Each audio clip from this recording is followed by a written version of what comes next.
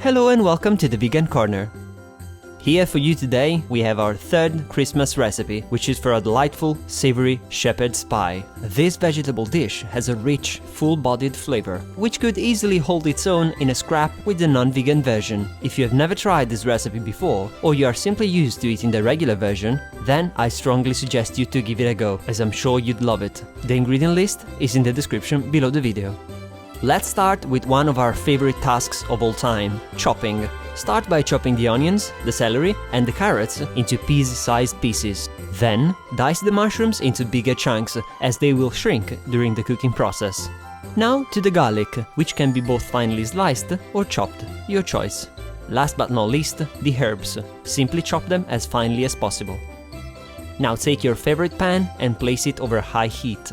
Tip in the celery, the carrots, the onions and the garlic and cook them for roughly 5 minutes, or until slightly softened.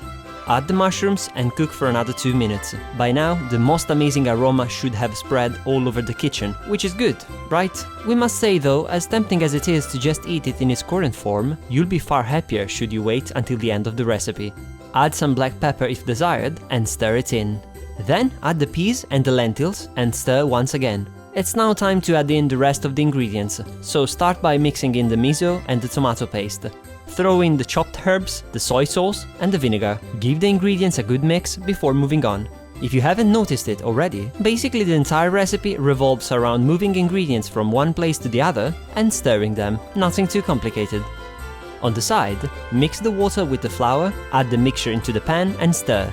The only thing that remains to be done is to bring the liquid to a boil and reduce it down until it thickens and becomes something like this. Now simply let the mixture cool down completely before moving on, and also remember to taste the filling and adjust the salt if desired. To make the topping, simply mash the potatoes into a bowl using a potato ricer or a potato masher. Add some black pepper, the milk, and then stir well until the mixture comes together in a sort of stiff mash. Once again, feel free to add salt if you want. Now let's compose the final pies.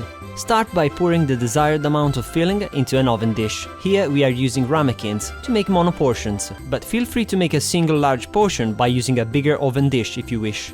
Now scoop the topping over the filling to cover it completely and then give the surface a little texture by piercing it with a fork. The last step is to simply bake the pies under the grill until the potato mash becomes golden brown. If you don't have a grill, preheat the oven to 230 degrees Celsius, which is about 450 degrees Fahrenheit, and bake until golden brown. And here is the final shepherd's pie, with its rich deep color and amazing aroma. The incredible thing about this dish is that it can be easily served as a main course, but also as a side dish to complement a state-of-the-art vegan main course. I hope you enjoyed today's recipe and the added Christmas feel, and if you want to help us to continue posting delicious recipes, please give this video a thumbs up before moving on. Thank you, and to the next video.